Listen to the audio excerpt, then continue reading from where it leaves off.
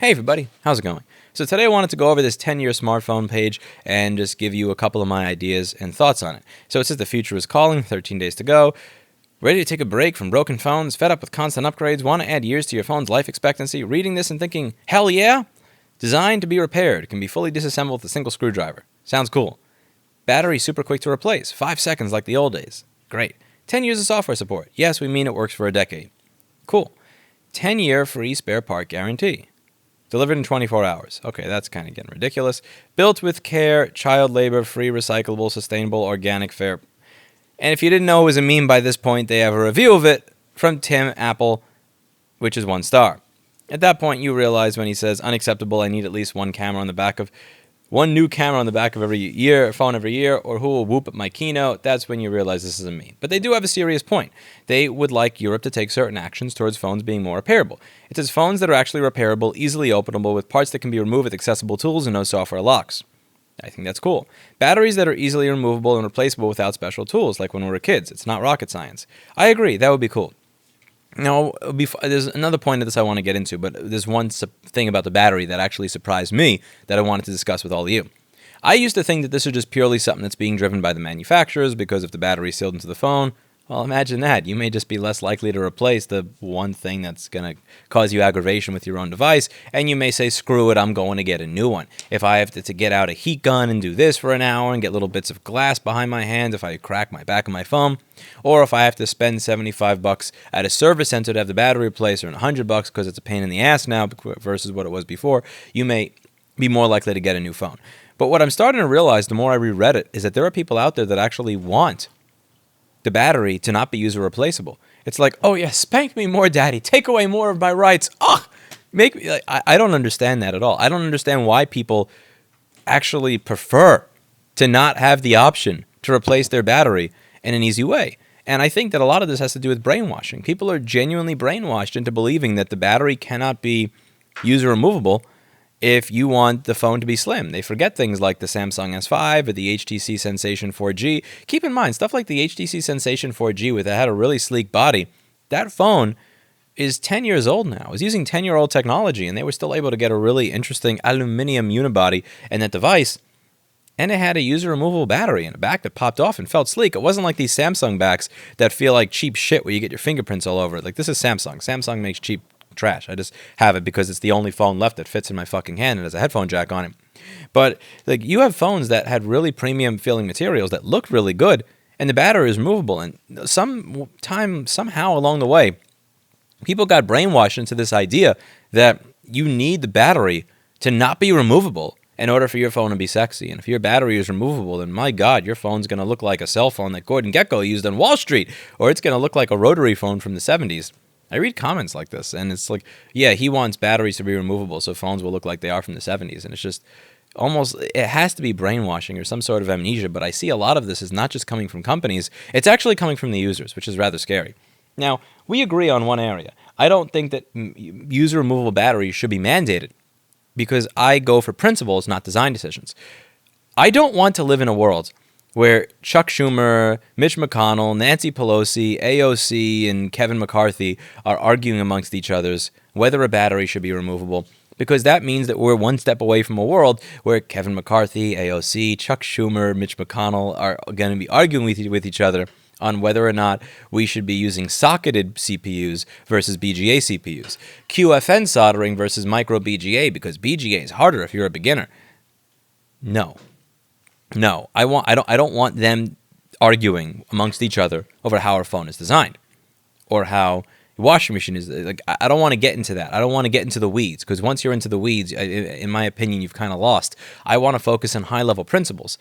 Make parts, schematics, and diagrams available. How you design that product, I don't give a shit.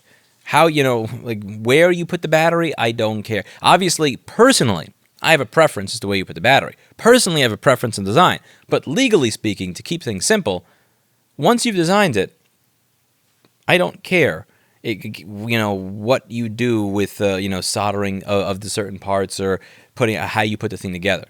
As long as you make the parts available, as long as you don't lock us out of being able to replace a part where it's not going to work right unless I have a special manufacturer tool to pair it, I don't really care.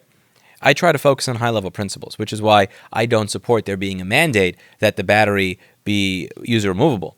But that doesn't mean that I'm for batteries not being user removable. That's just an interesting distinction that I felt the need to make, because I think a lot of the people that are pushing for batteries to not be user removable aren't even manufacturers at this point. It's just people that have been brainwashed into the idea that that needs to be the way phones are designed. Now, scrolling down, there is a point that I genuinely disagree with here, and it is spare parts. Spare parts should be mandated to be delivered within 3 working days. 3 working days. 3 working days. So let's say that you are in California and you buy something from me and you choose FedEx Ground shipping. Am I against that mandate because FedEx Ground takes 5 to 7 days to get from here to California?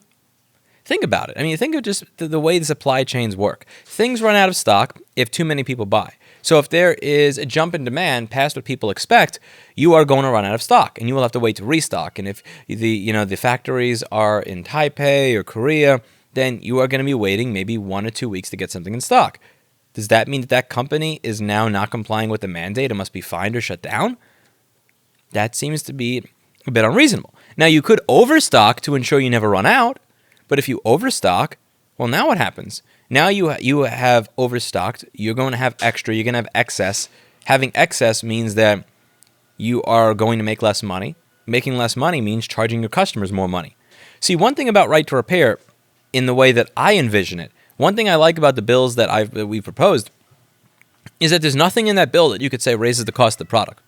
Truly, when you go through the right to repair bills that we have presented in states around the country, there is not a single line in that bill that is going to decrease margins on the sale of that product for that company. There's nothing in that bill that is going to decrease the net profit of that company. This would decrease the profit of the company. And I don't mean it's going to decrease their profit because people are going to fix things rather than buying new. I'm talking about it's actually going to require that they take part in business practices that will make them less money. If I were mandated to have everything in stock all the time, I would have to have more money available, because sometimes we just get an explosion of people that want this one particular repair, and the supplier of the part for that one particular repair may be on vacation that one week, and I run out. Things happen. I don't stock every single thing because I actually like to have a little bit of money in the bank, and I like to be able to use that money to pay people or pay rent or pay me. I would have to shave a certain amount of money off of what I pay everybody, off of what I pay myself, and off of what we pay in rent, in order to be able to guarantee 110% that I have everything in stock all the time, even if there is a spike. Spare parts being mandated to be delivered in 3 days, that's going a little far. Again, all I've said is make them available. And if it takes a week or 2 for them to show up, listen, I prefer they be faster, but that's why you stock things. And there are going to be companies, there's going to be Asset Genie and Screen Country and Mobile Centrics and everybody else that are going to buy parts if they're made available, and they will make sure, the market will make sure they're available very quickly. But to mandate it to the point where it's going to be addressed with a fine or a sanction of some sort because they didn't get the part to you in 3 days. Again, I don't want right to repair to become a meme. I'm just going to be honest with you. I don't want right to repair to be a meme. I want right to repair to be something that is reasonable, that is common sense, that it does not seem tyrannical, where it's just make parts available, allow people to sell parts. Don't create these exclusivity agreements with manufacturers to where you can't buy a part. Don't lock people out of being able to fix their device by saying the part's not going to work unless it's paired with this tool. And make a schematic and diagram available for people so that they can fix and work on their own stuff just like in the olden days. But when you make demands like that, it does start to seem a little tyrannical, and it is going to actually affect supply chains and is going to affect how companies make decisions, and I don't want to do that. I don't want to do that. I'm not saying I don't want parts to be available, but I'm saying that once you make parts available, I believe at that point you can let the market take over, and there will be companies that stock parts so that you can get them when you need them. But to say that if it's not available within 3 working days, that, again, in my opinion, I feel that that's asking too much, and that's not something that should be done in the law. If you put something that specific into the law, I think it is going to come back to bite everyone in the ass.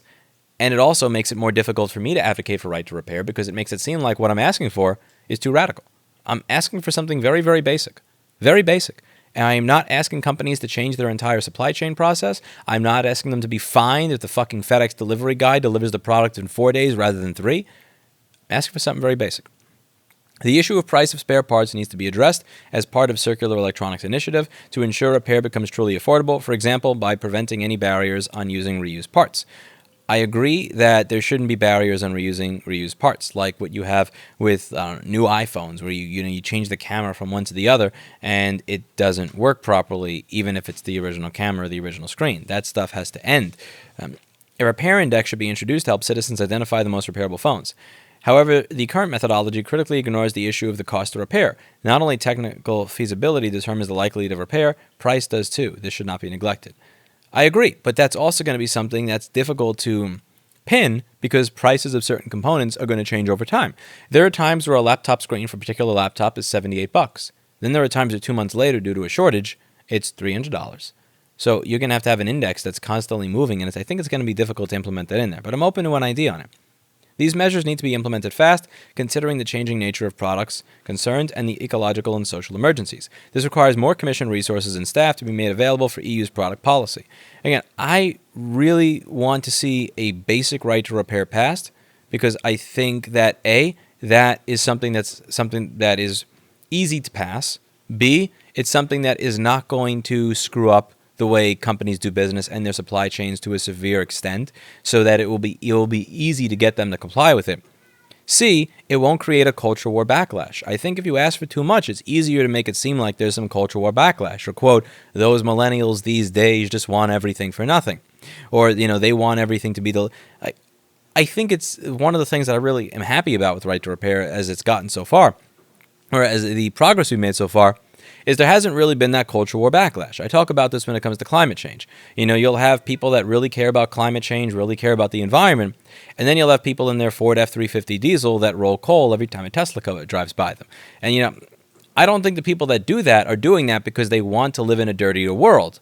But they're doing that as a way of giving a middle finger to people that they believe are being too demanding, too preachy, or too holier than thou. And that's just it. It is the way. It is what it is. It's the way the human brain works. The lizard brain works when you have the tribalistic type debates that we have nowadays.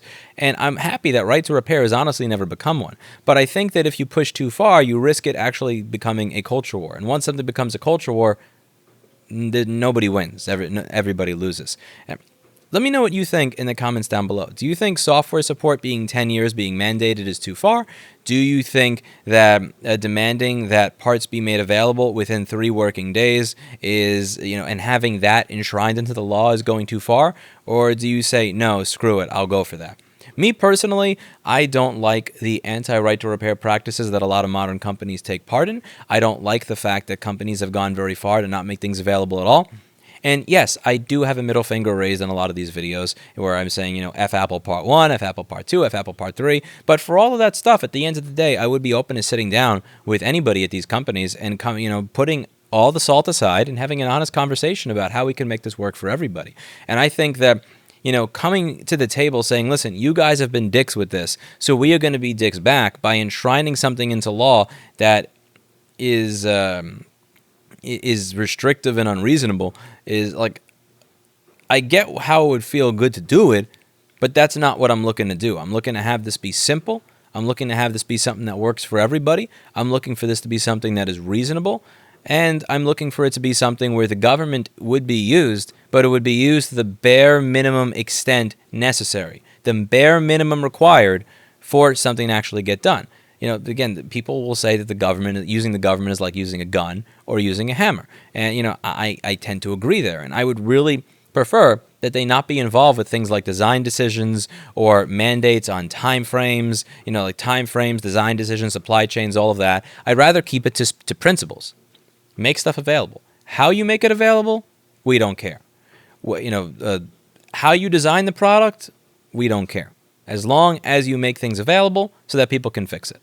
We're not going to argue QFN versus BGA. We're not going to argue socketing versus soldering. We're not going to argue adhesing the battery. Are we using 3M LSE or this type of adhesive to hold the battery in or any shit like that? But whatever you use, just make it available. If you do that, I think it's simple. And the less arguing or bickering back and forth you have between technologically illiterate politicians, the better. Let me know what you think in the comments down below. That's it for today. And as always, I hope you learned something. I'll see you all in the next video. Bye now.